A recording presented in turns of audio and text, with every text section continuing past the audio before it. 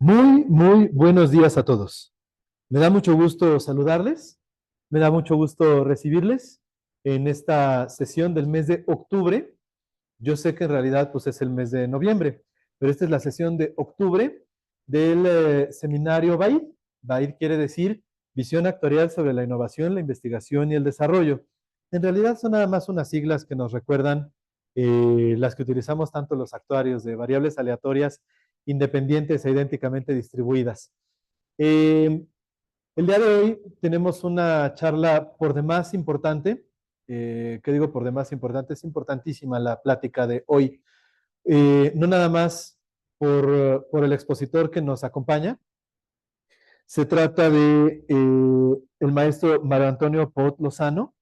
No nada más por quién es él, ahorita les voy a platicar una breve reseña curricular de Mario, sino por el tema del que nos va a platicar, porque fíjense que de lo que nos va a estar hablando Mario es de qué onda con cuáles son las expectativas para México, en especial para México, pero vamos, para México y Estados Unidos, en el contexto de pues la elección que nosotros hemos celebrado y que ha ganado Claudia Sheinbaum y la elección que están por celebrar nuestro vecino y nuestro socio comercial más importante, los Estados Unidos.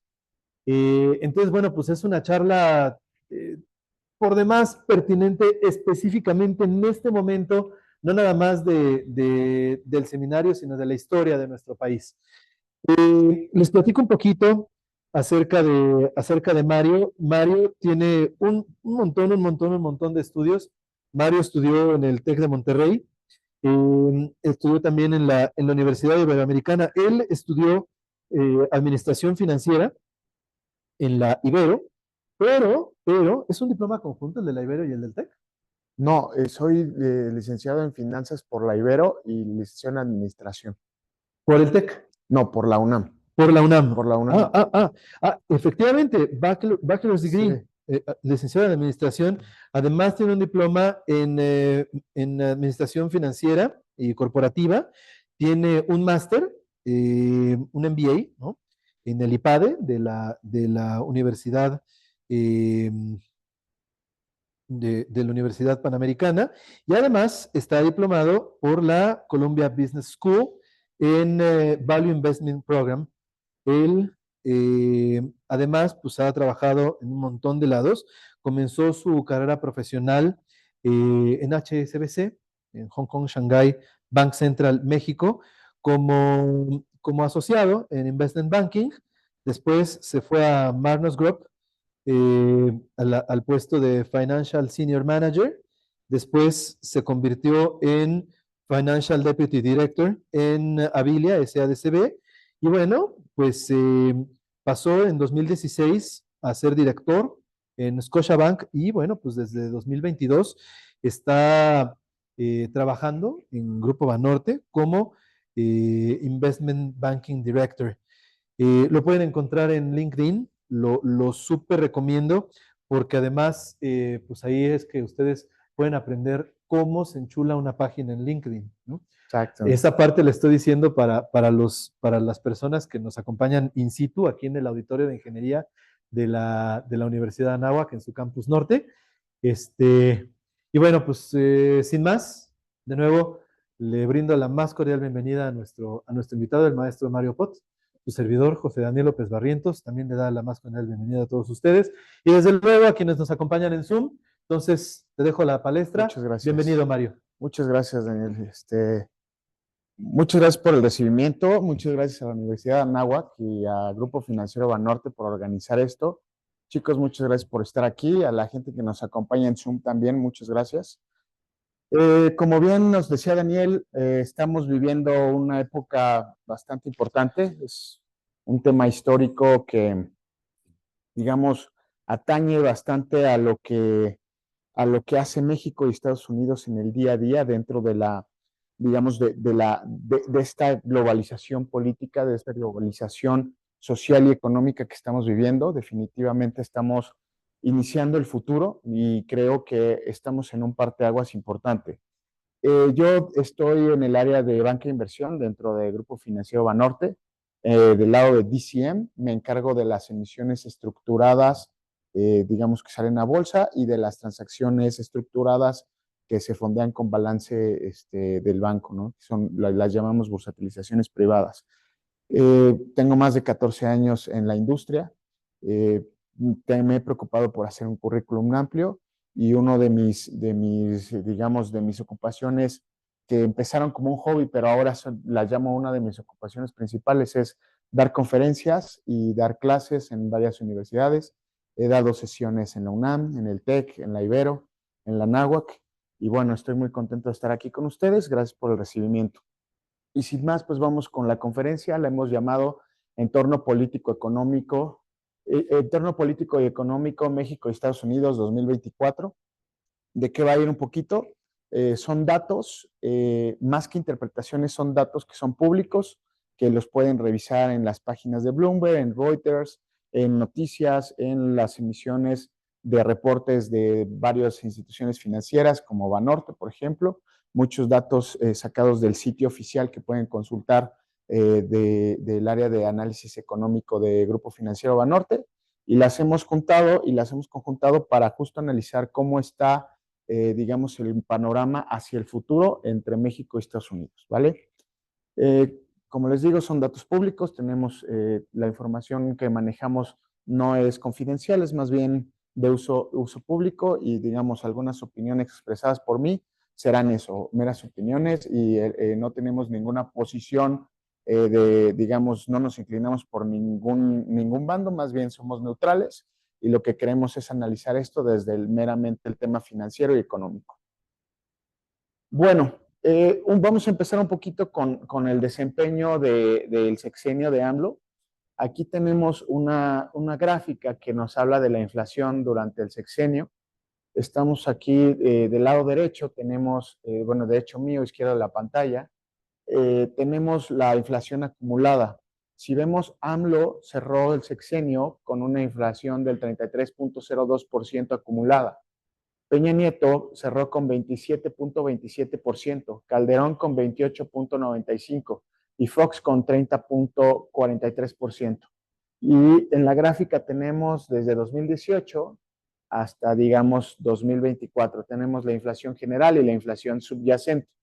En 2021 y 2022 estamos observando pues, los picos que fueron generados post pandemia, ¿no? Después de 2020, la inflación se subió bastante y pues ha regresado, digamos, a niveles en 2023 y 2024, a niveles que, digamos, les conocemos como estándar, pero no hemos llegado al objetivo de inflación del Banco de México, que era del 3%, ¿no?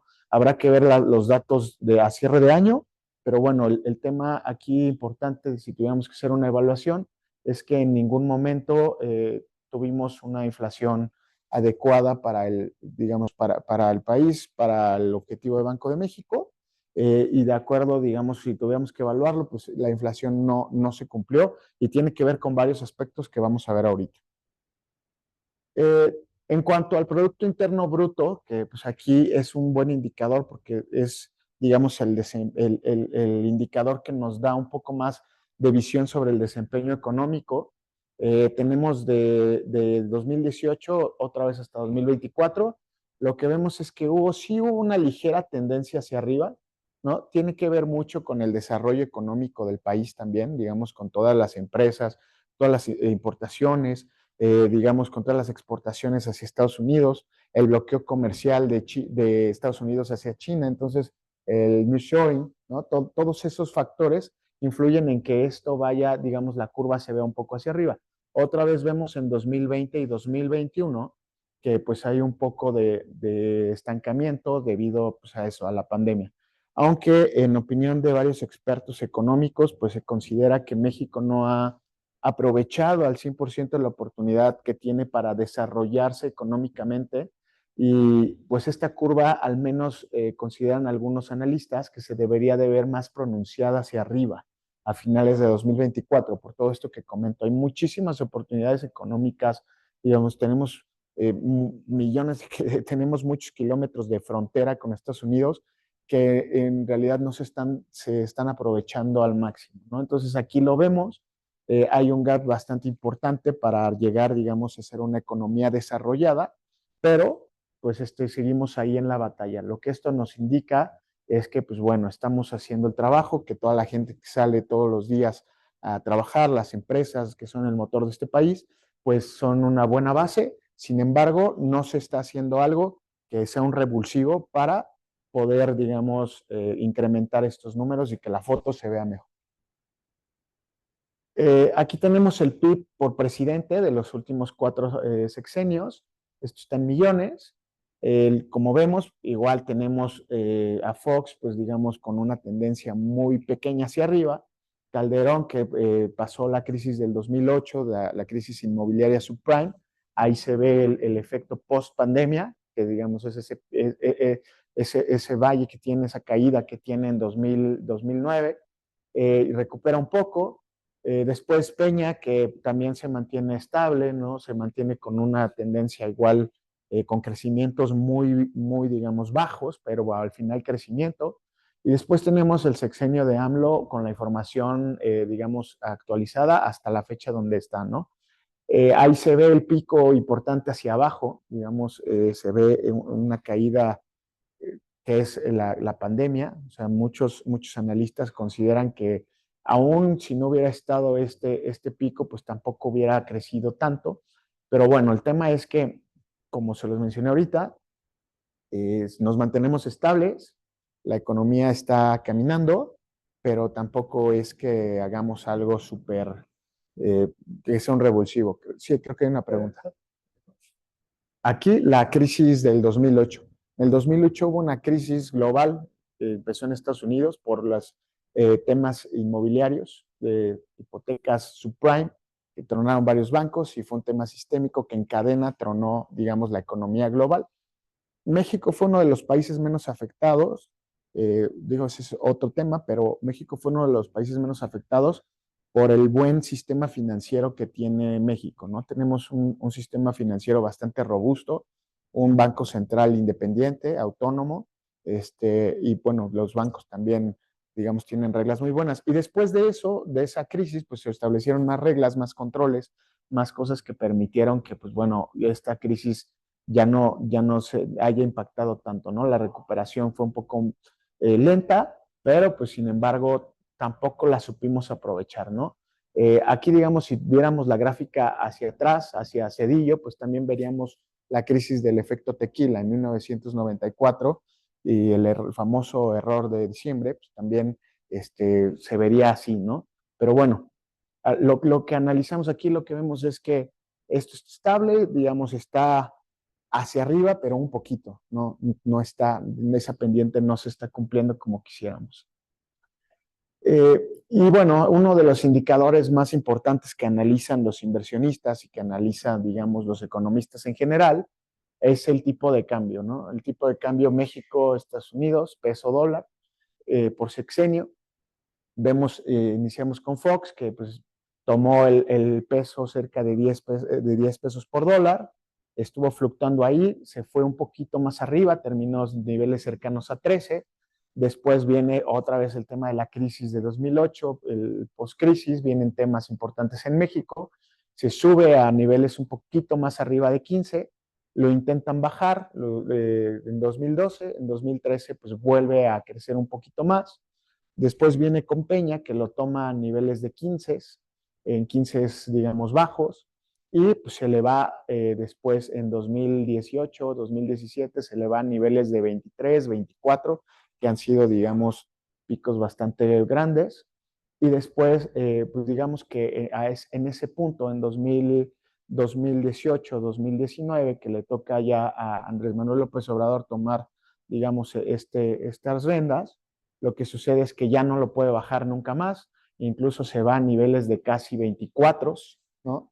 Y después, digamos, al último dato que tenemos que estaba bajando, hubo un periodo que fue el inicio, finales del 2023 y principios de 2024, en donde vimos que llegó casi a tocar los 16, ¿no? Y digamos que algo estaba bien, ahí fue el tema del nearshoring, hubo varias cosas que económicamente estaban pasando muy bien, y después en junio del 24 viene el tema electoral y después en septiembre viene la reforma judicial viene mucho ruido económico y político, y pues la tendencia que está tomando el tipo de cambio pues es hacia la alza, ¿no?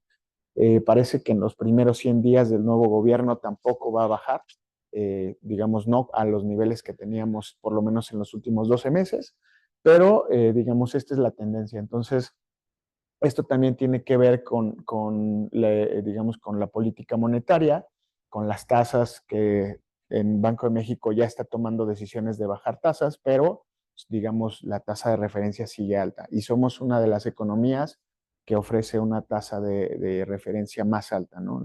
Digamos, en la geografía de las inversiones, México todavía está ofreciendo una tasa muy atractiva, tratando de contener el tipo de cambio y tratando de contener la inflación, ¿vale? Eh, es con respecto al tipo de cambio. Luego al índice de precios y cotizaciones por sexenio, también pues un poco depende de todos estos factores, de cómo se integran y cómo se toman las decisiones. Eh, Justo estamos viviendo un booming bursátil en México, ¿no? Es decir, más del lado de deuda que del lado de capitales. Estamos viviendo el tema del nearshoring, insisto, estamos viviendo un tema industrial importante. Entonces, en los últimos 20 años que ha sucedido, pues ha ido un poco para arriba.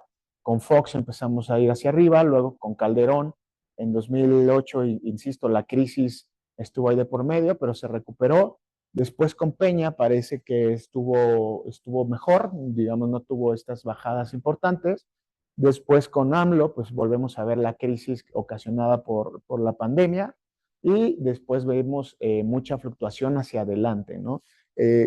Digamos que los últimos 3 años, al menos del último sexenio de AMLO, fueron muy marcados por temas políticos y por temas de ruido socioeconómico, ¿no? Había muchos periodicazos, muchas noticias que movían drásticamente los indicadores de la economía y pues bueno, entonces por lo que optaron muchos de las instituciones financieras y de los analistas políticos y económicos fue por, digamos, manejar los datos e interpretar los datos, pero de una forma mucho más conservadora.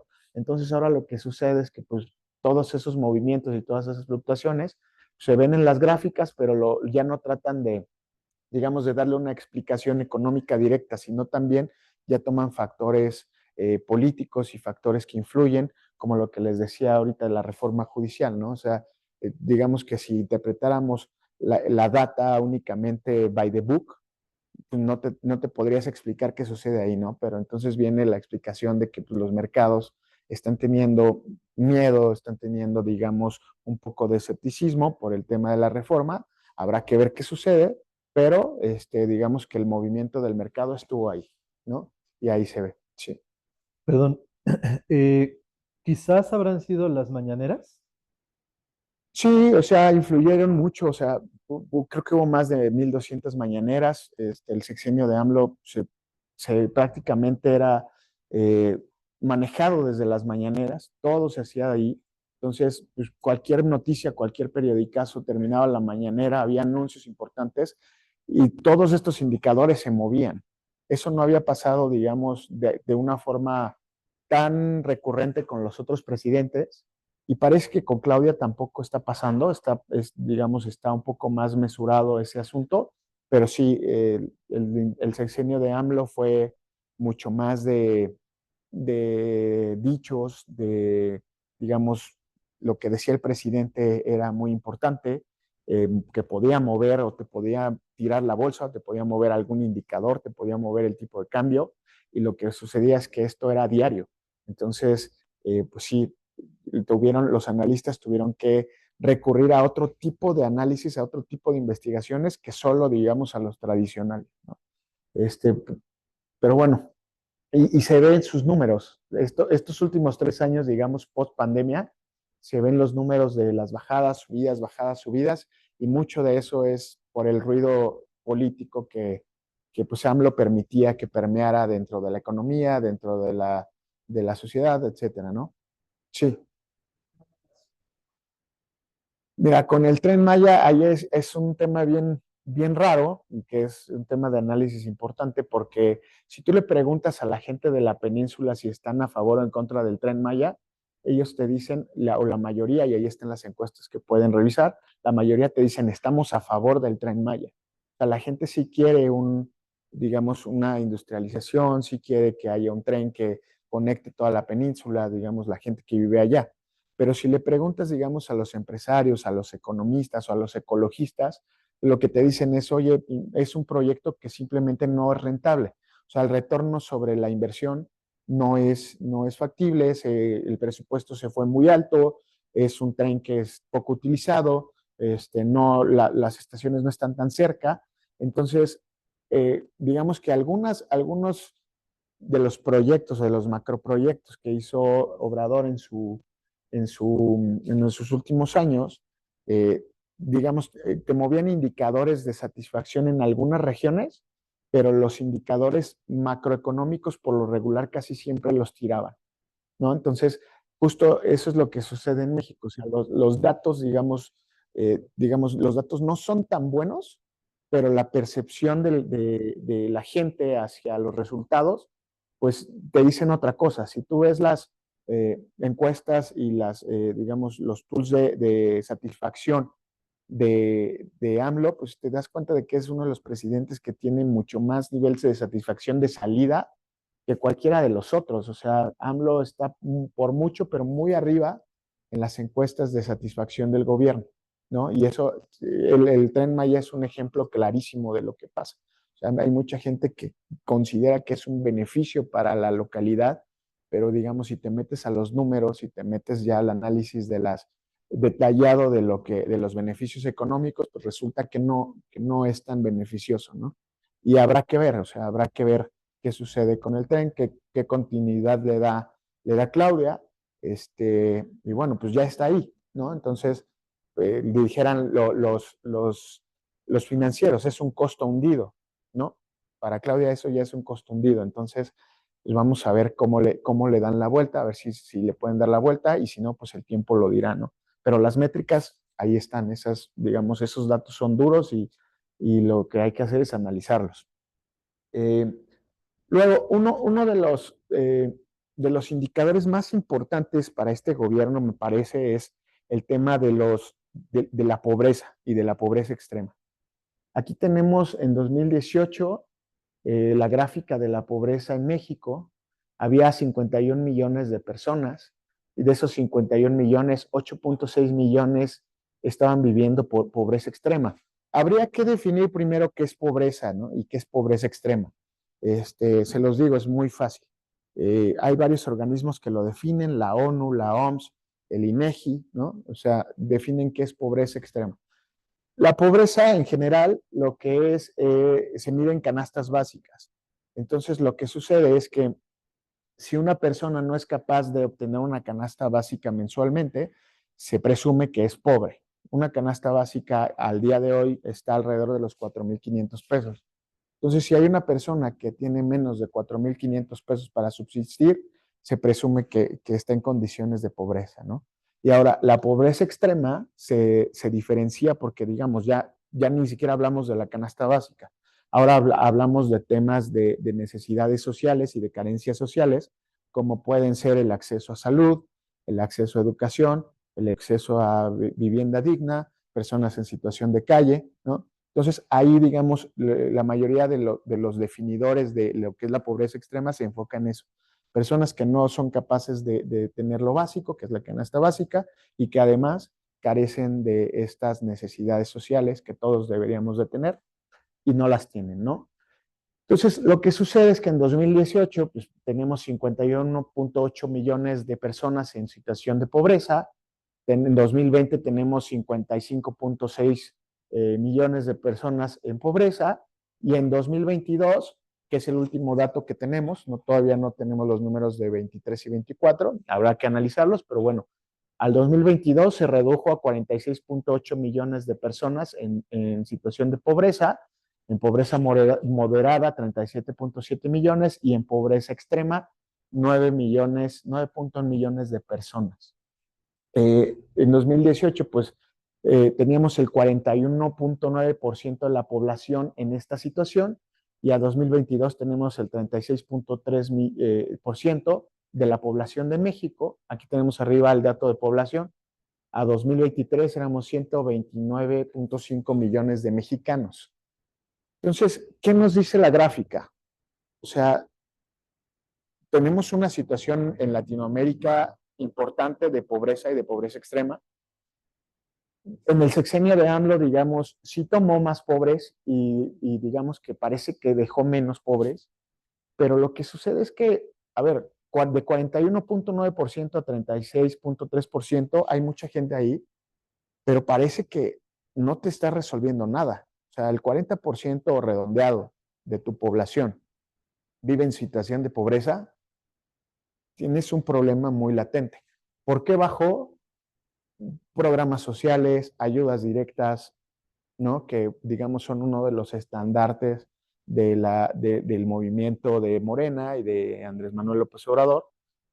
Sin embargo, a ver, considero que sí ayudó a reducir esta brecha, sin embargo, no resuelve el problema, ¿no? Dirían por ahí, o sea, estás resolviendo dirían los médicos, estás atacando el síntoma, no estás aniquilando, digamos, o erradicando la enfermedad.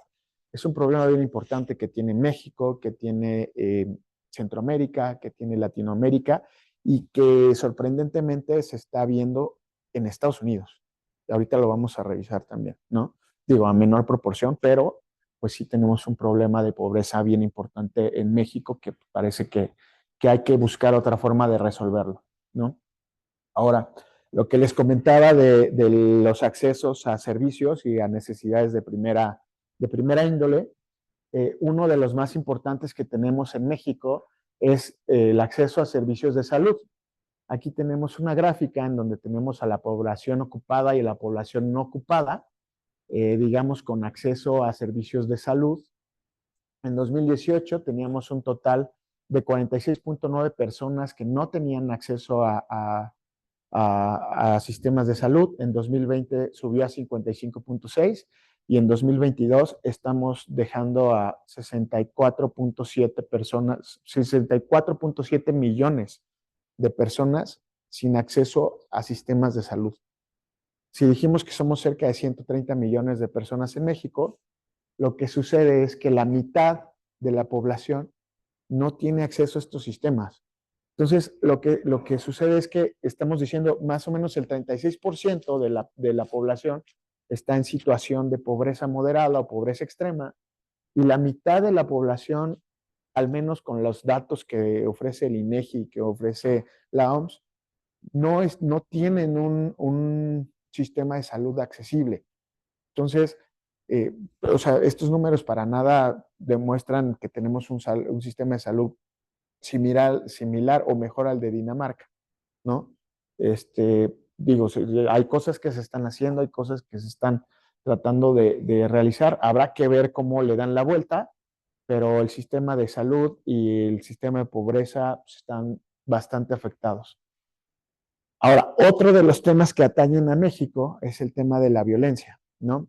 Llevamos más de 50 días, por ejemplo, y son noticias de corte nacional, 50 días de violencia en el norte, en Culiacán.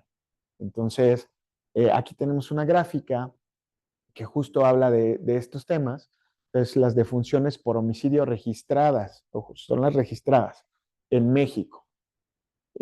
Fox, pues digamos, estaba mucho más abajo, después Calderón viene con todo este tema de la guerra contra el narco, que fue su estandarte, ¿no? Lo subió bastante, después Peña parece que lo baja un poquito, ¿no? Empieza a bajarlo un poquito, pero después se le vuelve a ir a las nubes. La transición entre Peña y AMLO, pues se ve evidentemente ahí que hay un problema de violencia muy importante en los primeros años de AMLO. Luego se baja un poco, ¿no? Que lo anunció también, o sea, dice que la violencia ha bajado.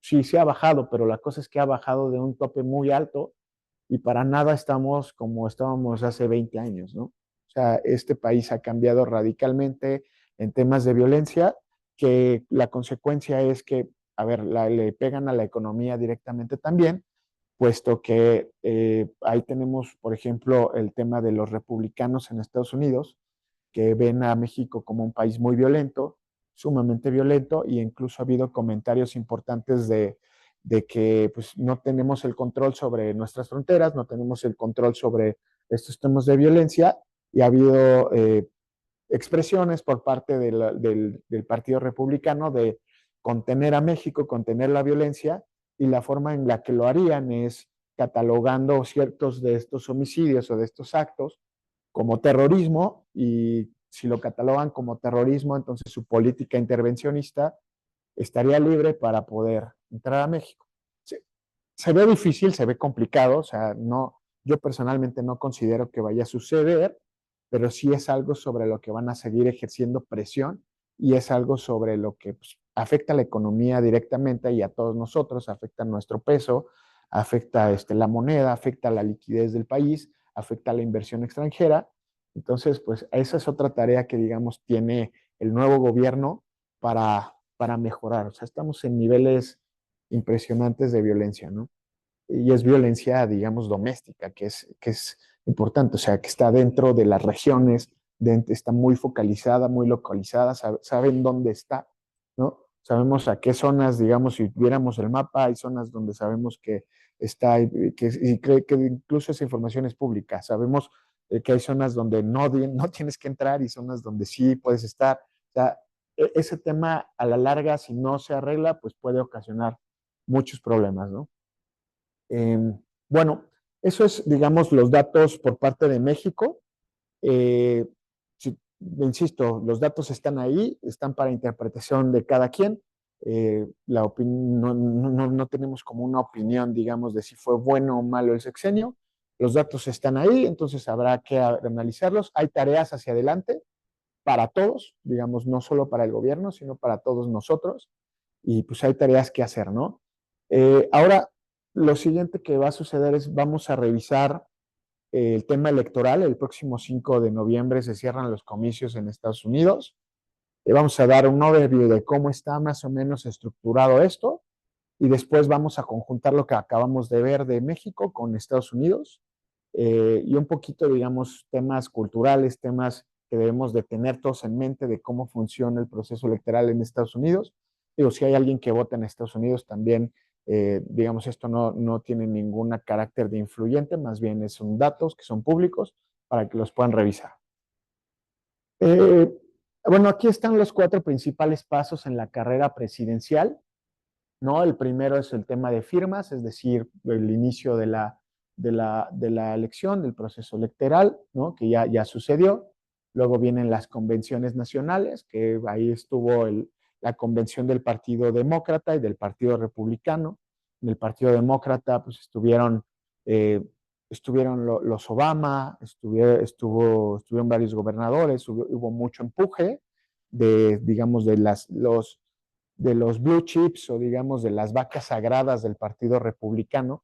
Estuvieron apoyando muchísimo a Biden, y después a Kamala la estuvieron apoyando muchísimo. Cuando se anuncia el cambio, todos apoyaron, y pues se vio mucho en su convención. Y bueno, en contraste, la convención del Partido Demócrata, pues está dominada completamente por Trump, y Trump, digamos, tiene todo el apoyo de todo el Partido Demócrata, pero lo que dice Trump es básicamente lo que se hace, ¿no? Y así está hecho. Después vienen las elecciones generales, que van a suceder este 5 de noviembre. Lo que sucede es que los ciudadanos salen a votar, y a diferencia de cómo funciona el sistema electoral en México, en Estados Unidos no eligen un candidato, votan, digámoslo así, votan por un color, votan por un colegio, o sea, votan por un representante. Eh, Cada estado tiene diferentes números de, digamos, colegios asignados. Esto se hizo en 1820 y tantos, ¿no? Hace muchos años. De hecho, es la enmienda 12 constitucional de Estados Unidos. La pueden revisar. Lo que sucede es que no querían que hubiera estados sobre representados, y que los estados chicos pues también tuvieran palabra, ¿no? Y lo que sucedió y lo que termina sucediendo es que hoy en día tienes 6 estados que son los que definen la elección, y ahorita vamos a ver por qué. Al ser colegio electoral, lo que sucede es que en noviembre la gente vota por esos colegiados, digamos, y después en diciembre los 538 colegios emiten su voto. Por lo regular, lo que sucede es que si eras rojo, pues votas por rojo, ¿no? Pero ha habido casos en los cuales hay, digamos, gente que fue elegida y que es disidente, ¿no? O sea, de repente si era azul, vota por rojo. Entonces, pues bueno, son 538 y se necesita mayoría simple para ganar la elección.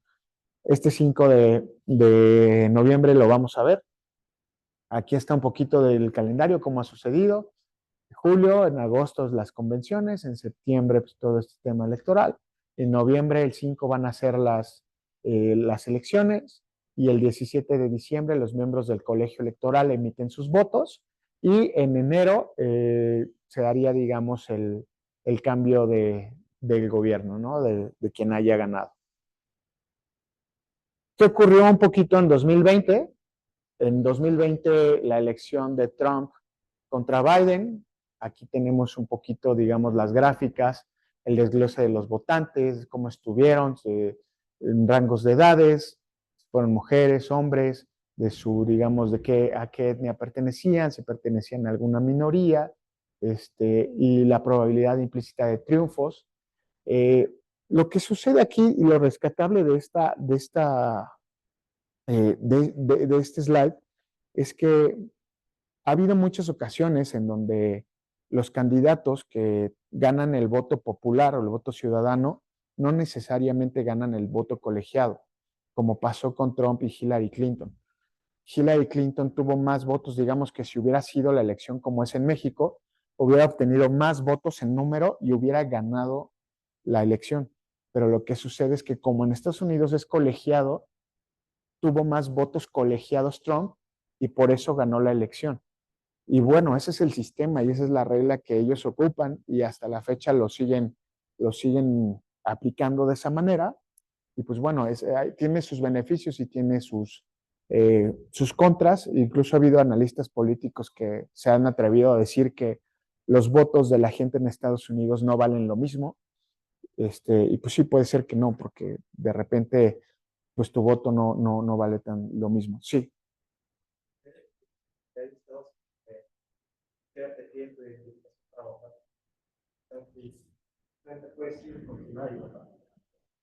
Bueno, también digo, eso son fallas en el proceso electoral que se dan, pero digamos a nivel sistema, lo que sucede, y ahorita lo vamos a ver, es que si en un estado, ¿no? Por ejemplo, vamos a poner el ejemplo de California, si en un estado gana el colegio, digamos, ganan los azules o el Partido Demócrata, los votos de los republicanos que hay en California se pierden.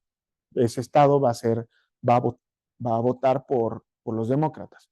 Cosa que, por ejemplo, en Texas, en Texas, lo que sucede es que la mayoría son republicanos y los demócratas que votan en Texas se pierden. Entonces, digamos que ya hay una tendencia muy marcada de partidos que son rojos o azules, y ahorita lo vamos a ver, y hay otros que están indefinidos, que les llaman swing states, o sea, son, digamos, estados que en algunas ocasiones pueden ser azules, en otras ocasiones pueden ser rojos, y esos estados muchas veces definen las elecciones en Estados Unidos. Aquí están, son los que les decía, los azules, digamos, son demócratas y los rojos son republicanos. Estos, digamos, son los resultados que hubieron en las elecciones pasadas, en el 2020. Biden tuvo 235 votos, más 71 votos de los llamados swing states. Tuvo 306 votos del colegio y entonces ganó sobre Trump, que tuvo 188 votos y 44 de swing states, para tener 232 votos, ¿no? Los rojitos son, digamos, los que son demócratas y los azules son los que son, perdón, los rojos son los republicanos, los azules son los demócratas y los que están en amarillo son esos estados que les comentaba que son, digamos, estados que no están bien definidos, que muchas de las veces son en los que atacan más la campaña de los candidatos para poder modificar la intención de voto y ganar las elecciones. Si vemos, pues hubo varios estados que ganó Biden, y Trump solo ganó en la Florida y en Carolina del Norte, ¿no? Que ahorita vamos a ver, para esta elección son importantísimos. Bueno, entrando un poco a las elecciones de 2024, del lado demócrata, pues sabemos que Biden desistió y la vicepresidenta Kamala Harris fue quien tomó digamos, la candidatura para estos comicios. Tiene 59 años, nació en Oakland, California, reside en Washington, D.C., eh, sus campañas presidenciales fue la de 2020, participó para ser vicepresidenta digamos, en tándem con Biden. Ha tenido varios cargos, les decía, es la vicepresidenta número 49 de Estados Unidos, ha sido senadora por California, ha sido fiscal general de California, fiscal de distrito en San Francisco, y ella estudió en la Universidad de Howard, digamos, es abogada y tiene un doctorado en Derecho. Un poquito de lo que es ella, de lo que, digamos, de su trayectoria. La verdad es que tiene una trayectoria impresionante, es una buena, digamos, tiene un buen discurso político, es muy buena para las cámaras, sorprendentemente. No se veía, digamos, alguien que fuera tan bueno para dar discursos desde Obama. Eh, y ha manejado muy bien, digamos, el cargo que le han dado. Algo que digamos que le afecta mucho, que tiene en su contra, es el tema de San Francisco y de California. Mucha gente le atañe a ella el tema importantísimo de homeless que hay hoy en San Francisco, y el tema de, digamos, todo el tema de droga y fentanilo, y la gente, no sé si han ido a San Francisco últimamente, pero sí ha habido unos cambios muy importantes en la ciudad. En California especialmente hay mucha gente en situación de calle, que era lo que les decía hace rato. O sea, sorprendentemente, el país más poderoso del mundo se está enfrentando a temas de situación de calle, a temas de situación de pobreza moderada y pobreza extrema, ¿no? Y mucho de esto es ocasionado por el tema digamos, del manejo de drogas, de armas, de todo este tema que, pues bueno, atañe a Estados Unidos, y de una violencia doméstica bien importante también, ¿no? Se tienen una violencia doméstica, cada vez hay más casos de gente que entra a las escuelas o a conciertos. Entonces, eso es algo de lo que le critican mucho a Kamala, y en general a los demócratas y a Biden, ¿no? Que han, digamos, abierto la frontera, o al menos así lo consideran los republicanos, y han dejado entrar a todo mundo, y pues no están conteniendo estos problemas que son bien importantes. Otro dato importante es que ella alguna vez, cuando era senadora, votó en contra del Tratado de Libre Comercio, ¿no? Entonces, digamos, ya ligando esto con México, Kamala Harris pues tampoco es, digamos, eh, una gran, no promueve tanto digamos, el tema del comercio, del libre comercio con México. También contiene ideas y tiene consideraciones de poder hacer, digamos, otras cosas que sean más beneficiosas para Estados Unidos. Además de que, pues, el último tratado, como bien podrán recordar, lo firmó Trump.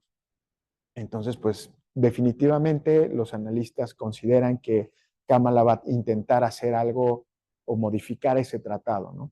Entonces, pues eso tampoco es tan beneficioso para México. Bueno, estas son un poco de sus propuestas, o digamos de su agenda en cuanto a impuestos. Ella lo que está tratando es derogar un poco lo que hizo Trump, los recortes en materia de impuestos, y ella quiere, digamos, recortar impuestos, pero más hacia la base de la pirámide, cuando Trump más bien recortó los impuestos que son, digamos, más hacia a los que perciben como ricos, ¿no? En cuanto a seguridad social, también creo que es importante lo del TEMEC, les decían, o sea, que ella considera que hay que renegociarlo, que hay que hacerle algunos cambios. Apoya muchos temas como el tema de la vivienda, el tema está a favor del aborto, de los derechos de las mujeres, está, digamos, que desde un corte más progresista, todas las causas sociales las apoya. Temas de salud, también considera que hay que dejar algunos programas y hay que desarrollar otros programas. Digamos, todo el tema de desigualdad de ingresos, también ella considera, o digamos el partido en general considera que hay una brecha de desigualdad importante que hay que tratar de revisar a través de la generación de empleos, y tiene muchos temas también en programas estudiantiles. Entonces, digamos, es un partido demócrata, es de izquierda, tienen un corte más progresista, y un corte pues, económico que también están preocupados por ellos. Ahorita vamos a ver también un poquito cuál es su postura en cuanto a la agenda, digamos, económica y global, y un poco cómo está abierta la política exterior. Estos son sus números. La aprobación de Harris tocó máximos a inicios de octubre. Digamos que la primera parte de la gráfica antes de la línea punteada es el desempeño que tuvo Biden, ¿no? En cuanto a aprobación. Y después de la línea punteada, pues ya viene el cambio en agosto que tuvimos de que Biden desiste de la candidatura y ahora es Kamala. Y pues vemos cómo se fue a la alza, ¿no? Lo cual ha permitido empatar a Trump. Ahorita lo vamos a ver.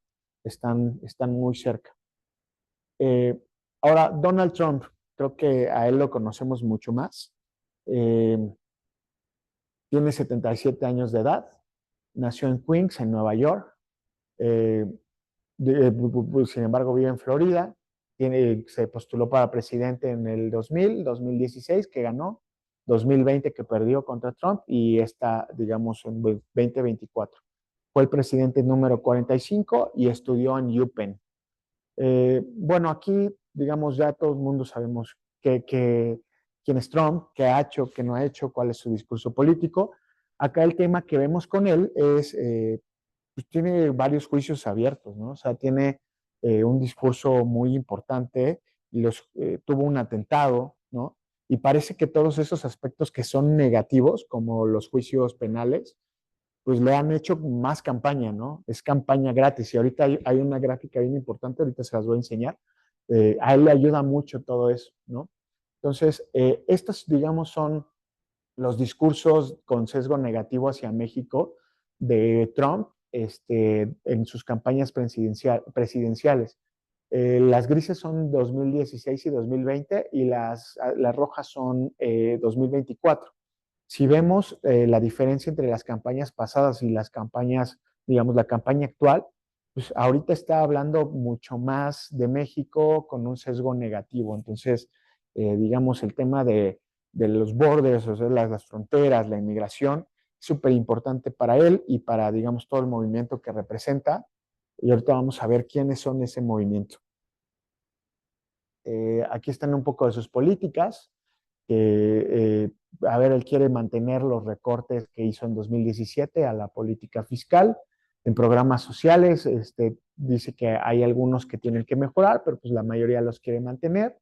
En seguridad, la Guardia Nacional la quiere mandar a las ciudades donde hay violencia. En cuanto a inmigración, pues bueno, él lo que pretende es cerrar la frontera sur completamente y detener este tema de inmigración. Ucrania e Israel, pues también él considera que ha sido interminable el dinero que se le ha dado a Ucrania para la guerra, y él considera que, pues bueno, si él hubiera sido presidente, las guerras no hubieran empezado, ¿no? Apoya mucho a Israel, considera que es necesario apoyar a Israel para su lucha contra Hamas y el Estado palestino. Contra China, pretende poner un arancel general de 60%, es decir, sigue el bloqueo comercial con China, que eso le conviene a México, digamos, de alguna forma, porque sí, seguiríamos siendo el primer socio comercial de Estados Unidos. El TEMEC insiste con que debe ser más beneficioso para Estados Unidos. La Fed critica a Jeremy Powell, que es el presidente, digamos, de la Fed, y considera que ya no debería de seguir. Entonces ahí va a tratar de presionar para que, digamos, tenga menos autonomía la Fed. Y en cuanto al cambio climático, pues bueno, se salió del Acuerdo de París y él considera que los combustibles fósiles tienen que seguir siendo el motor de las industrias. Si vemos, son escenarios completamente opuestos. Solo hay un escenario en donde más o menos convergen, ahorita lo vamos a ver, y desgraciadamente es en el tema del comercio con México, ¿no? Ese es digamos, un punto que debemos de seguir muy de cerca. Aquí está digamos, el tema de Trump de cuanto a las opiniones favorables y opiniones en su contra. Lo que vemos es que, pues, si bien se han venido moviendo desde 2017 con todos los anuncios, los juicios penales y civiles que ha tenido, se ha mantenido y ahorita está a datos de octubre en niveles de 44, 45. Entonces, ahorita vamos a ver las dos gráficas juntas. Pero bueno, a ver, esto es lo que les decía de los procesos judiciales que tiene Trump. Tiene el caso relacionado con los esfuerzos de Trump por lo del Capitolio, o sea, después de que inundaron la Casa Blanca y tomaron el Capitolio, pues bueno, está ese caso. Tienen el caso electoral de Georgia, que hicieron esfuerzos para revertir la derrota electoral de Trump en Georgia. Luego el trato de documentos clasificados, que ese ya lo desecharon, ¿no? Y tiene el caso a ver, el de pagos para encubrir un escándalo sexual, que ese ya está en veredicto. Lo que aquí sucedió es que eso estaba, digamos, la sentencia se tenía que dictar el 18 de septiembre de este año, pero una jueza lo aplazó al 26 de noviembre, es decir, después de las elecciones. Entonces, digamos, ahí se ve un poco de, no quiero llamarlo manipulación, pero pues es muy conveniente para Trump que el veredicto se dé hasta el 26. Entonces, pues bueno, sabremos qué sucede el 26 de noviembre con este veredicto, ¿no?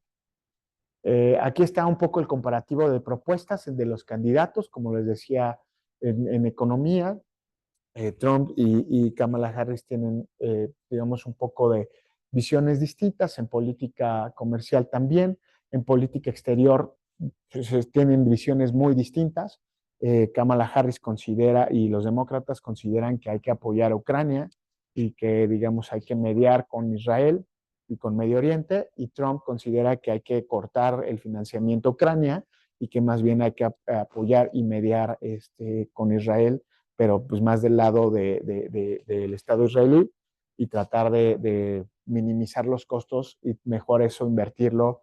Pues digamos que lo que no quiere es que se vaya dinero a guerras que él considera inútiles y mejor retener ese dinero y utilizarlo de manera doméstica, ¿no? En cuanto a migración, pues bueno, Kamala Harris y el Partido Demócrata están un poco más diplomáticos, quieren manejar la situación con un poco más de suavidad, y Trump, pues no, migración es, yo quiero que se cierre la frontera, no, ya somos muchos, que no vengan más, y, pues, y a los que estén aquí legalmente, pues regresarlos. Entonces, sí, digamos, son agendas bastante distintas. Esta, digamos, a mí es mi favorita porque marca las cosas que uno quiere y que el otro no quiere. En cuanto a política fiscal expansiva, pues los dos están más o menos en la misma sintonía. Menos independencia de la Reserva Federal lo quiere Trump. Asistencia a quienes compren una vivienda por primera vez. Ahí también están, digamos, convergen. Restringir las herramientas para el tema de los alquileres. Por ejemplo, no sé si saben que en Nueva York ya se restringió temas de Airbnb y todo eso, porque pues, se estaba yendo a las nubes los alquileres en muchas de las ciudades importantes de Estados Unidos, y pues eso generó mucho tema de gente sin casa. Había demasiado homeless y todavía hay, ¿no? Eso también, digamos, lo está apoyando Kamala Harris. Luego, mantener los aranceles existentes, pues me parece que los dos están por ahí. Aranceles universales del 10%, los quiere subir Trump. El tema de China, 60% de aranceles, Trump lo está proponiendo. Reducir o agilizar las regulaciones gubernamentales, Trump también está de ese lado. Menos aplicación a las normas antimonopolio en materia de fusiones y adquisiciones. Trump considera, y digamos el foco de las grandes compañías lo tiene muy claro, ¿no? Él considera que entre más compañías grandes haya, mejor. Y del lado de los demócratas todavía consideran que pues, el motor son las microempresas, las pequeñas y medianas empresas, pero también le dan mucho juego, digamos, a las compañías grandes, ¿no? Ampliar la producción de petróleo y gas, eso lo trae Trump. Luego ampliar todo el tema de energético, digamos, La transición a energías más limpias lo trae Kamala Harris. Luego limitar los gastos de bolsillo por medicamentos también lo trae Kamala Harris. Cancelar 7,000 millones de deuda médica, Kamala Harris también lo trae. Y eliminar o diluir la ley de médica asequible, es decir, es un programa social, pero Trump considera que no es suficiente, que no es demasiado bueno y lo quiere cancelar. Pues bueno, esto es, digamos, el panorama ya resumido de todo lo que acabamos de platicar.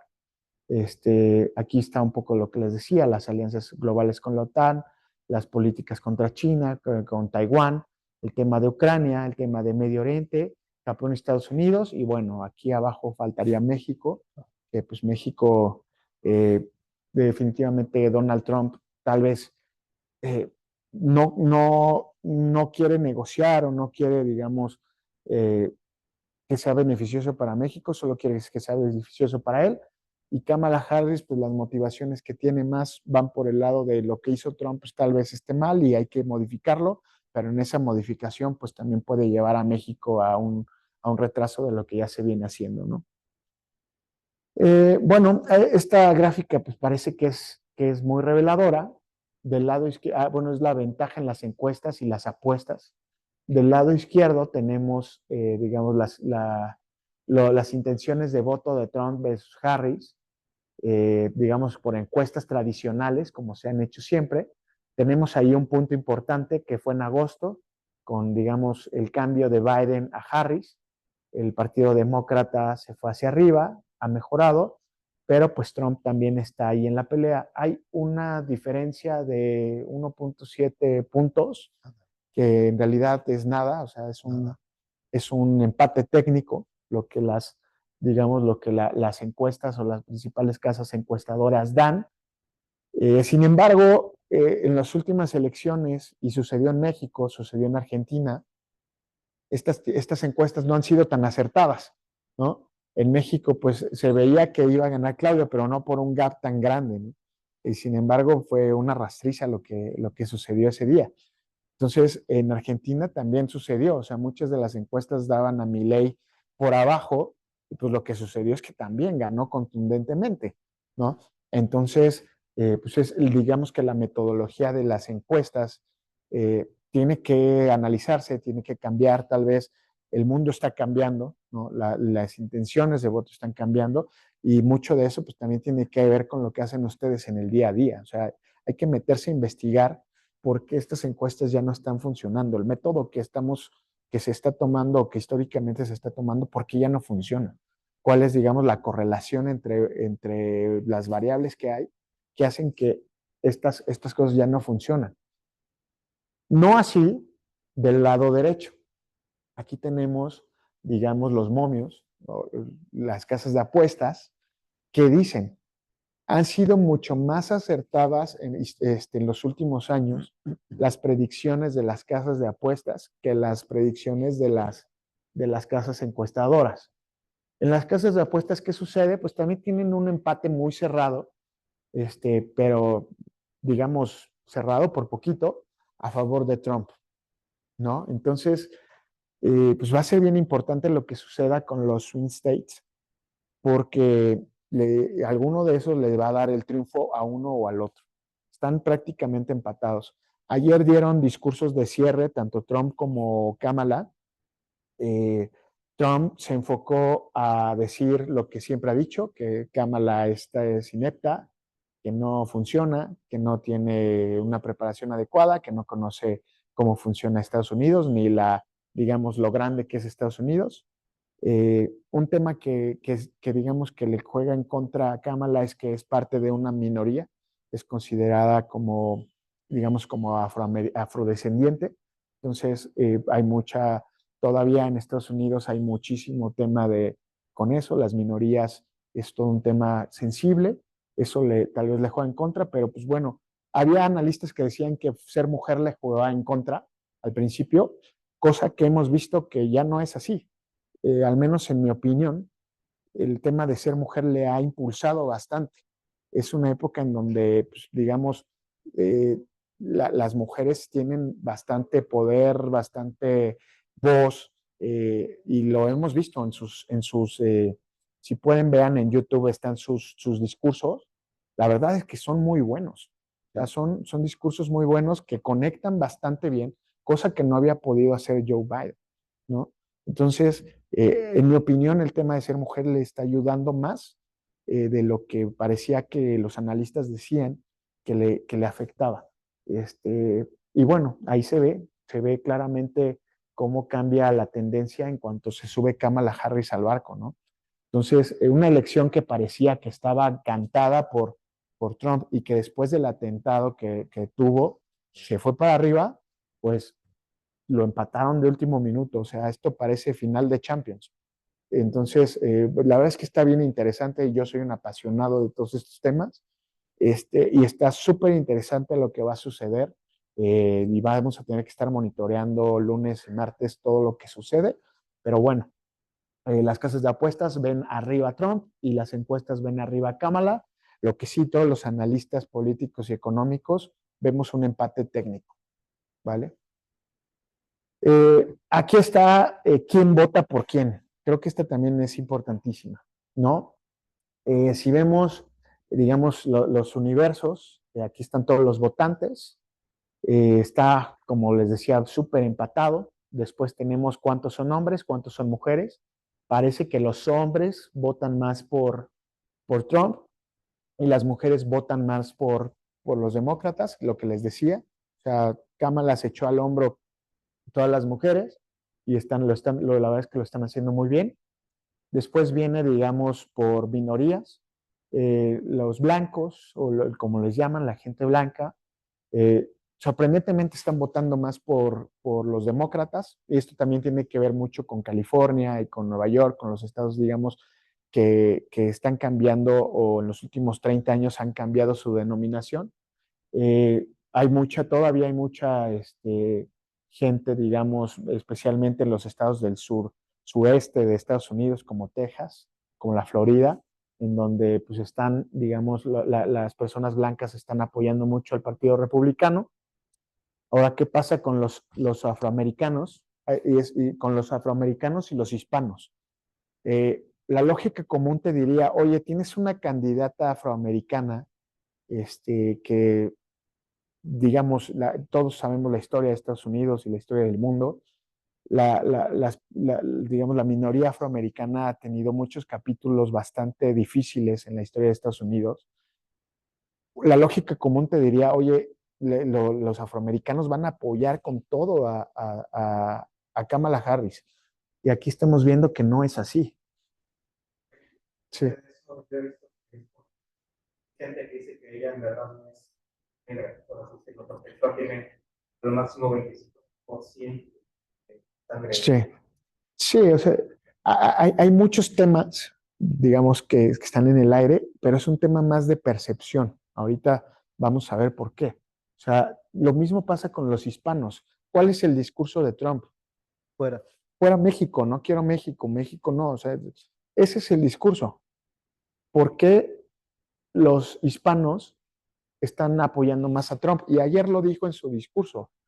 Dijo, los hispanos me aman, así lo dijo. Claro, véanlo, está en YouTube. Los hispanos me aman. ¿Qué sucede con la población hispana?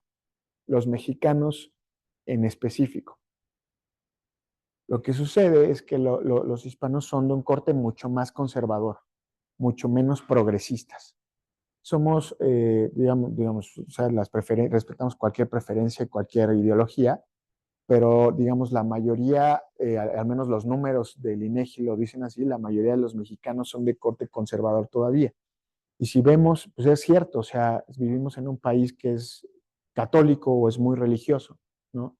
Vivimos en un país donde pues hay diversidad de familias, pero la mayoría son, digamos, familias tradicionales, ¿no? Tenemos personas que pues, todavía les cuesta mucho trabajo la apertura de fronteras, hay personas que todavía les cuesta mucho trabajo el tema de la comunidad LGBT, ¿no? O sea, así es el hispano, así son los mexicanos, así es Latinoamérica. ¿Y qué pasa? Que como ellos pues ya están allá, dicen, no, que no venga más, yo comulgo más con las ideas de Trump, Trump es más conservador, es menos progresista.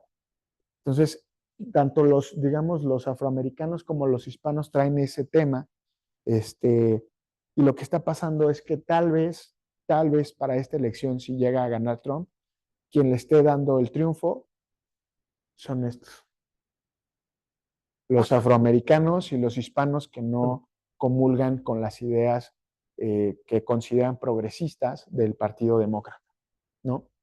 Y los asiáticos pues también están divididos, ¿no? Un poco también el tema de China y de Taiwán tiene mucho que influir ahí, pero bueno, estos digamos son los bandos, estas digamos si tuviéramos que decir qué tipo de gente vota por quién, estos son. Ahora en cuanto a edades, que es la de la derecha, la última gráfica, pues vemos que la gente mayor está entre 19 y 18 están votando por el Partido Azul, y digamos la gente entre más edad tiene, pues más se inclina por el Partido Republicano, aunque la verdad es que están súper empatados. O sea, en realidad parece que solo en las generaciones más jóvenes es donde está influyendo el Partido Demócrata, y las otras generaciones, digamos los más grandes, están en un empate técnico. Aquí está, digamos, en cuanto a dinero, lo que les decía de la publicidad gratis que tiene Trump. Joe Biden recauda bastante dinero, Kamala Harris recauda todavía más, pero pues, si ves a Trump, recauda poquito y gasta poquito. Bueno, poquito, si se le puede llamar poquito a estos Bueno, millones de dólares, ¿no? Pero bueno, en comparación con los candidatos azules. ¿Qué sucede? Donald Trump tiene publicidad gratis, aunque está bloqueado de X, antes Twitter, ¿no? Está bloqueado de Facebook, está bloqueado de todas las redes sociales. ¿De cuál?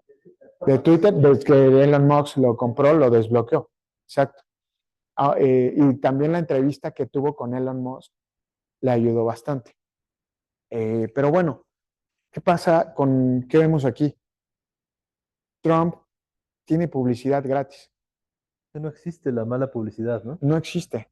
Exacto. Aunque el veredicto de un tema penal sea la noticia, pues, parece que a la gente le gusta un poco Ah, el morbo, la novela, sí, es la claro. novela, les gusta. Pero, digamos, todos la frontera americana y Ese fue un error, lo que hace Trump es capitalizarlo, la basura y que la recoge. Es que él es especialista en capitalizar a su favor las desgracias. Y ese es el ejemplo más claro. O sea, Trump digamos, es muy hábil políticamente, ¿no? Y cosa que, por ejemplo, Biden no lo era. Si bien, por ejemplo, Biden hizo un muy buen trabajo en política exterior con todo el tema de Israel y de Ucrania, parece que a la población americana poco le importó eso, ¿no? Le importó mucho más que se equivocara presentando a Zelensky como Putin, ¿no? O sea, o el tema del helado, que por poco parece que estaba congelado él, ¿no? O sea, ese tipo de cosas la población americana le da mucho más peso, digamos, a la agenda política, económica y de exterior, y pues parece que lo habían hecho bien. Pero bueno, esa es la realidad y es el mundo en donde vivimos, en donde hoy todo es streaming, en donde hoy, digamos, no tienes que gastar para estar en las pantallas de todo el mundo, ¿no? Lo puedes hacer gratis y aquí está digamos, la prueba de eso. Ahora, la importancia de cada estado en el colegio electoral. Aquí, digamos, están los estados que, digamos, hay que tener foco, que eran los estados péndulo que les decía, es Pensilvania, Carolina del Norte, Georgia, Michigan, Arizona, Wisconsin y Nevada. Los demás parece que ya están muy decantados, ¿no? Aquí están organizados por tamaño de importancia, digamos, por los colegios que tienen cada uno, siendo California y Texas los más grandes. Y bueno, estos estados que por lo menos hasta las últimas encuestas que tenemos, parece que están más decantándose un poquito más por el lado azul, pero por muy poquito, o sea, por puntos muy cerrados. Entonces, digamos que la tarea de Trump ha sido tratar de cambiar la perspectiva en estos estados. En mi opinión, los más importantes para esta elección son Pensilvania, Carolina del Norte y Arizona. ¿Por qué? Porque son los que te dan más votos en el colegio electoral. ¿Vale? Así está, digamos, si tuviéramos que verlo gráficamente, el pie, ¿no? Ahí tenemos varias fuentes, está el New York Times, el Economist, ¿no? Hay un poco de las preferencias sobre los estados péndulo. Casi todos le dan el gane, o digamos, le dan la victoria a los demócratas por muy poquito, eh, y algunos otros pues consideran que todavía Trump está en el camino. Lo que sí, y es importante, y que me parece que es un lugar donde hay que voltear a ver muy importante, es la gente que no contesta las encuestas, a los que no están seguros o los que llaman que no contestan, ¿no?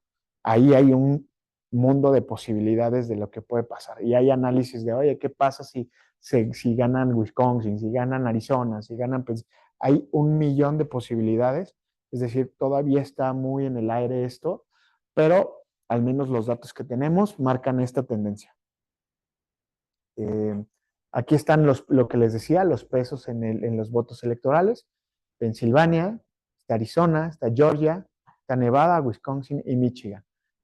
Estos estados empezaron a hacer votación anticipada. Aquí vienen las fechas de la votación anticipada, es decir, al martes 5 van a llegar pocas personas, bueno, van a llegar muchas, pero ya habrá habido otras que ya emitieron su voto anticipadamente y ya se sabe un poco la tendencia.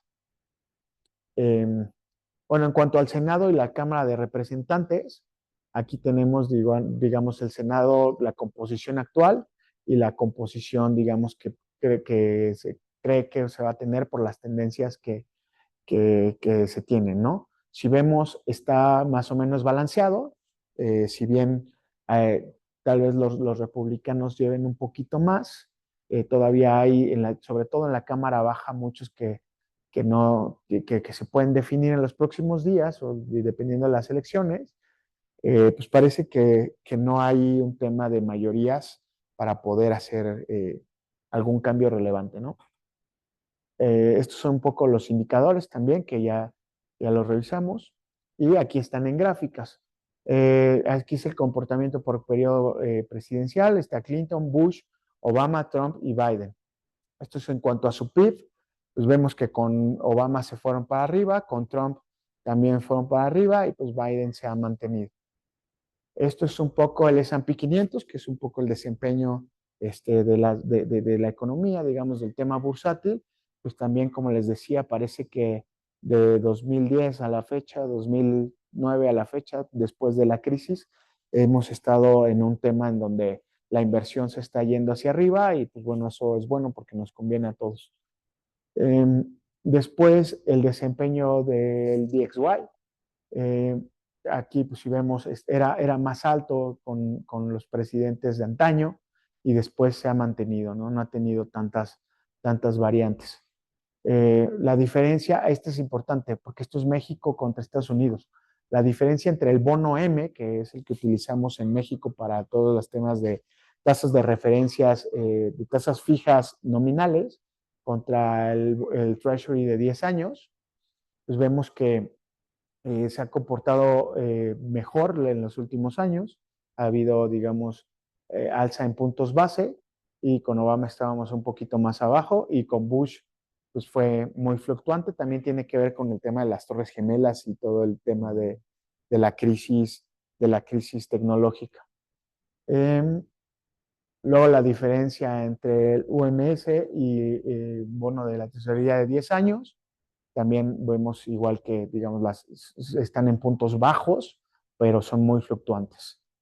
El desempeño del IPC, si bien el IPC es un indicador en México, no necesariamente los presidentes o, digamos, los gobiernos de Estados Unidos son responsables de esto, es decir, no hay una correlación directa, pero esta es, digamos, más ilustrativa para que se vea con qué presidente nos ha ido mejor, ¿no? Y pues parece que con el que hemos crecido más es con Obama. Después con Trump fuimos hacia abajo y con Biden hemos crecido un poco, pero pues también aquí está el efecto de la pandemia, ¿no? Y el desempeño del bono M en los últimos 10 años, que es igual, o sea, no necesariamente hay una correlación directa, pero así le ha ido al bono M. Y esta me parece que es la más importante, que es cómo le ha ido al peso versus, digamos, el dólar con los presidentes de Estados Unidos. Ya vimos cómo le fue con los presidentes mexicanos, con los presidentes americanos, pues nos ha ido así, ¿no? Con Clinton, con Bush, digamos que estábamos ahí manteniéndonos un poco. Después con Obama se nos fue hacia arriba. Después con Trump llegó a picos históricos y parece que con Joe Biden venía bajando y esta subida, la última subida, insisto, no fue por un tema con Estados Unidos, fue un tema doméstico completamente, que es la reforma judicial. Y bueno, esta, digamos, es toda la presentación. Digo, son datos que espero que les hayan servido y que les hayan funcionado muy bien. En cuanto digamos, el cruce entre México y Estados Unidos, parece que tenemos temas que hacer en la agenda económica, que es el Tratado de Libre Comercio, en la agenda política, que es el tema de inmigración y todo el tema digamos, de sistemas de salud y el tema de violencia en México, ¿no? Pues bueno, espero que les haya gustado la presentación. Un gusto haber estado con ustedes. La presentación ya la tiene el profesor. Si igual, si alguien tiene alguna duda, con gusto me puede contactar a través de LinkedIn, a través de mi mail. Bueno, un gusto haber estado con ustedes. Muchas gracias, Mario.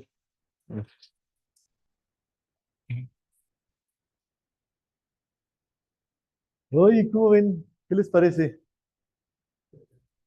Muy interesante, muy emocionante, no necesariamente para bien. Hay tarea que hacer.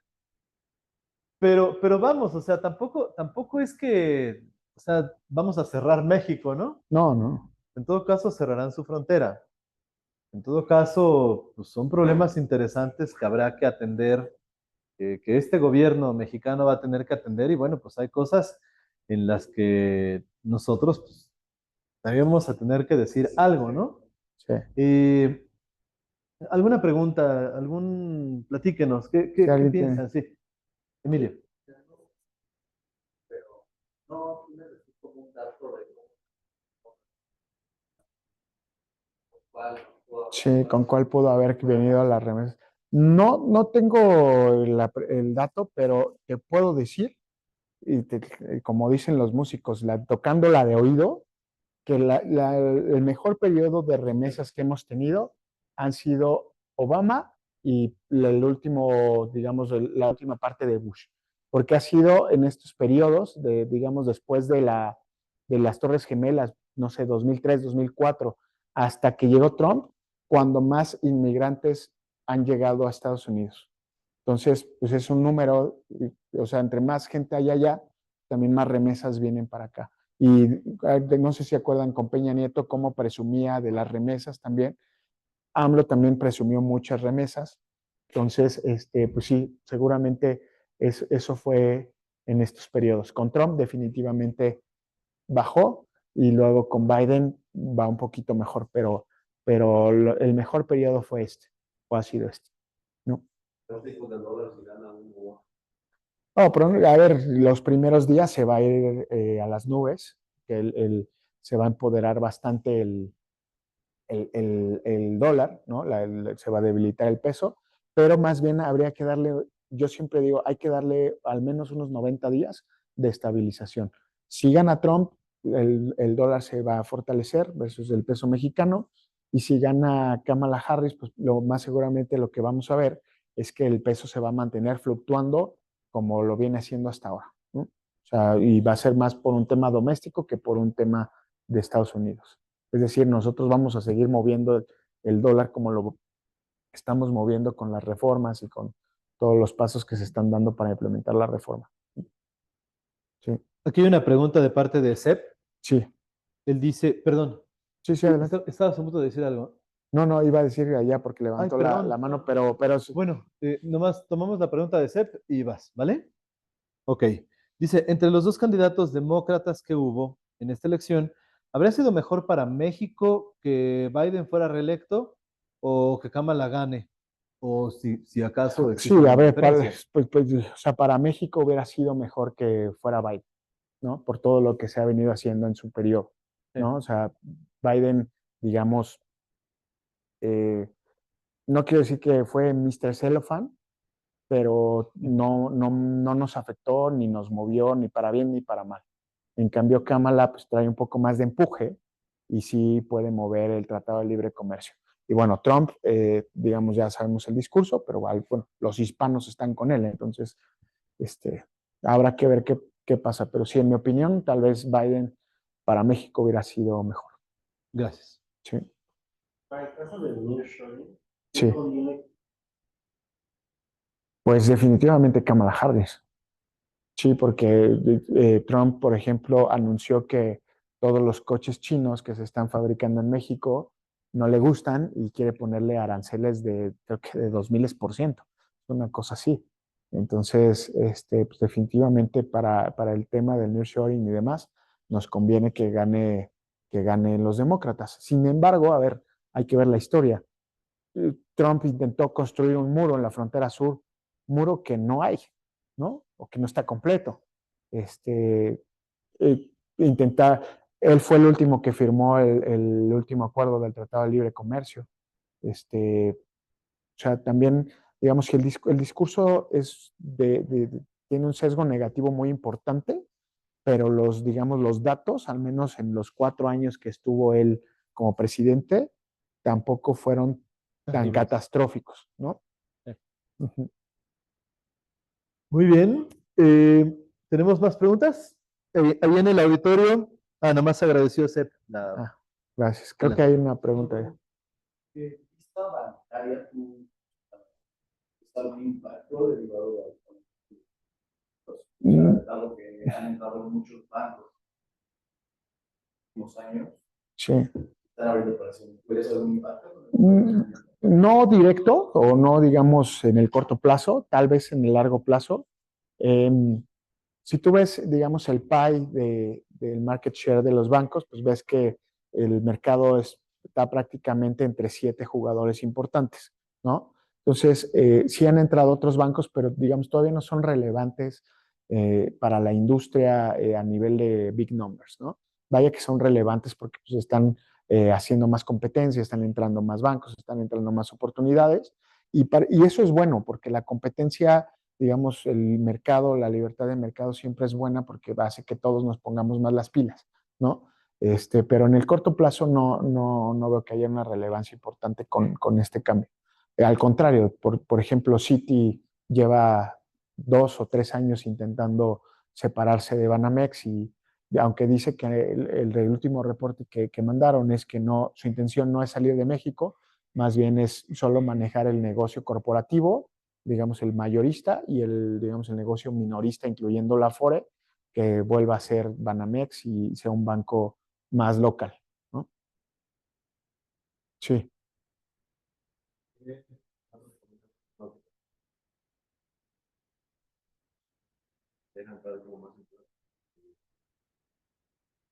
Mira, esa es una buena pregunta, o sea,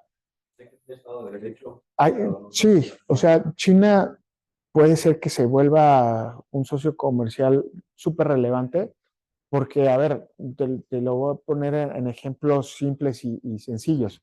Imagínate una señora que vende dulces y atendía 2 primarias y ahora solamente una primaria le dijo, aquí ya no puedes vender y solo tiene una.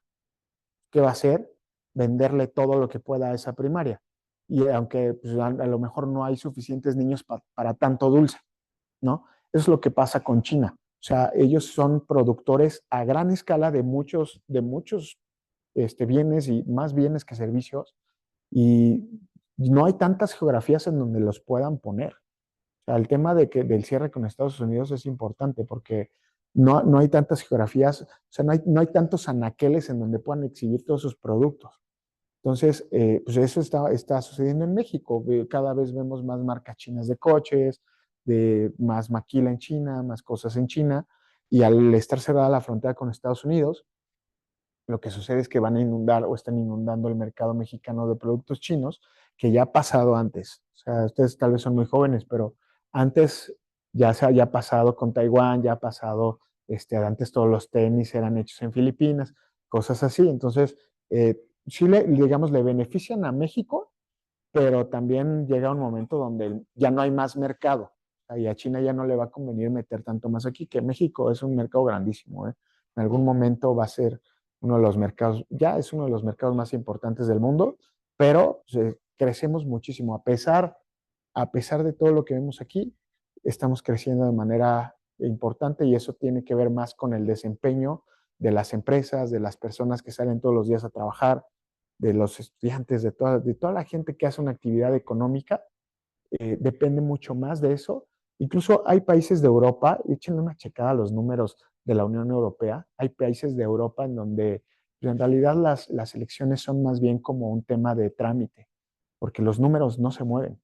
O sea, gobierne quien gobierne, los números son constantes y eso es porque tienen una economía y una sociedad pues fuertísima y bien estructurada, ¿no? Son países mucho más chiquitos. Eso también. Que todas las empresas que tú ves de qué puede hacer este país, qué puede hacer, vamos como de afuera hacia adentro, no es qué importa, qué puede hacer. Mira, yo creo que un tema bien importante y que desgraciadamente no va a suceder en el corto plazo es que tratemos de cerrar esa segregación que nos dejó el último sexenio.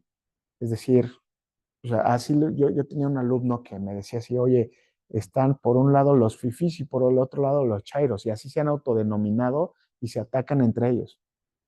Hay un caso interesantísimo del Harvard Business School, es el caso sí, de Finlandia. O sea, y otro importante, yo creo que este es mejor, el de Irlanda. El caso de Irlanda, si búsquenlo, está en internet. En Irlanda lo que sucedía es que había mucha, digamos, mucha segregación política, había muchos partidos, y lo que sucedió un día, que lo intentaron hacer en México, es que se sentaron a hacer un pacto por el país, ¿no? Por Irlanda.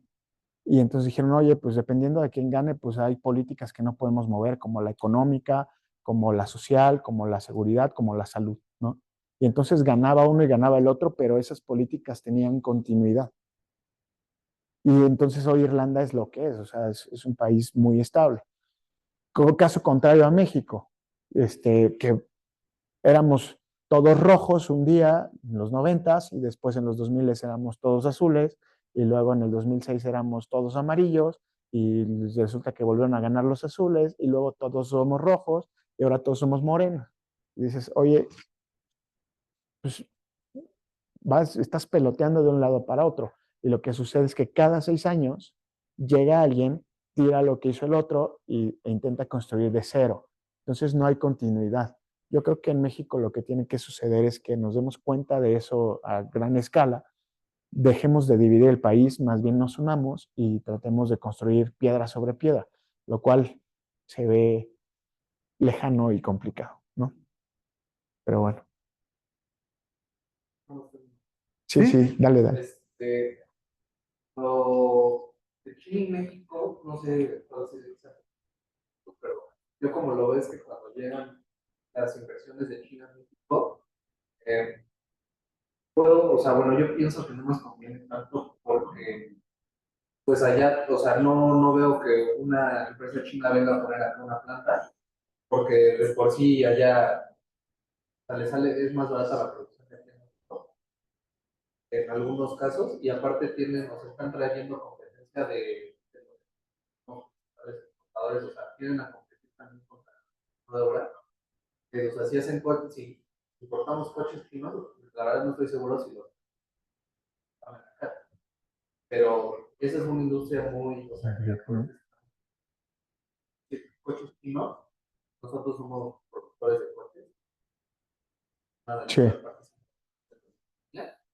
entonces yo veo la dificultad, o sea, para mí el problema es de que los chinos ya nos superaron en muchas cosas, en tecnología y todo eso, y para mí la problemática sería de que no inviertan directamente en poner una planta porque significa que no estamos ganando tampoco ese capital intelectual de saber cómo hacer las cosas, simplemente nada más están usando para entrar a Estados Unidos. Pero que yo creo que ya no en el largo plazo, porque Estados Unidos va a regular todas esas cosas. Puede que aún así no le convenga a China poner aquí. Puede que no le convenga pagar el sueldo mexicano. Sí, no, y tienes un punto. A ver, yo tenía un profesor de economía que nos dijo una vez, si quieren aprender de capitalismo, volteen a ver a China. O sea, China, a pesar de ser un país de corte socialista, ¿no? Y podría decirse autoritario, son expertos en economía, son expertos en producción, en exportación. O sea, no hay un país que sea más listo que China para meterse a las economías de todo el mundo. Y lo dices bien, o sea, los coches que vemos que son chinos sí se están ensamblando en México, se están ensamblando en el norte del país. Hay algunas, digamos, intenciones de poblar la frontera norte de armadoras chinas, ¿no? Yo creo que le conviene a México siempre y cuando se mantenga el control, ¿no? Digamos que, porque todo dinero es bueno, o sea, toda inversión que venga a México es bueno porque te ayuda a desarrollar, a la generación de empleos, generación de productos, va directo a la balanza comercial, va directo al PIB, ¿no? O sea, es buena la inversión. El tema se vuelve, digamos, hay un trade-off importante cuando ya no tienes el control sobre esas inversiones y, digamos, les abres la frontera, les abres, ahora sí que es China libre, y dices, hagan lo que quieran, ahí es cuando ya no es bueno, porque justo empiezan a competir contra tu manufactura, te tiran el precio de los insumos, te tiran el precio de las materias primas, te tiran el precio de los productos terminados, y entonces empiezan a abaratar el mercado, y pues ya lo dijo Adam Smith, el tema de oferta y demanda, pues que te genera baja de precios, y entonces la baja de precios hace que tus empresarios ganen menos o que ya no les sea rentable, ¿no? Y entonces ahí sí tienes un problema, que es el problema que tiene Estados Unidos. O sea, ellos consideran que China hace dumping. Digo, no sé si estén familiares con el concepto, pero es prácticamente tirar los precios y es competencia desleal. Trump considera que China hace eso, y la verdad es que sí lo hacen, ¿no? O sea, sí lo hacen con algunas geografías. Entonces, hay que aprovechar la oportunidad y más bien servir como pivote entre las dos economías. O sea, China justamente quiere entrar a Estados Unidos a través de México. Entonces hay que aprovechar lo que se pueda de eso sin, digamos, sin desgastar la relación con Estados Unidos, que por cierto, pues no está muy bien. Ahí el embajador Ken Salazar, pues, los últimos discursos que ha dado, véanlos en YouTube, no son tan favorables, ¿no? Y mucho tiene que ver también con la rispidez que han tenido por todo el tema postelectoral en México. Entonces, hay que aprovechar y tratar de tener un buen diálogo exterior, tanto con China como con Estados Unidos. ¿Vale? Okay. Muy bien. Entonces, vamos a preguntar una vez más en el foro. Ya no hay más nada. Bueno, en ese caso, pues entonces vamos a agradecer al maestro Mario Antonio Pot. Gracias por todo, gracias por Muy haber estado gracias. aquí. Gracias también a ustedes por haber estado acá. Gracias, Un chicos. aplauso. Gracias a ustedes. Voy a cerrar la sesión en Zoom. Gracias, chicos, por estar con nosotros. Hasta luego.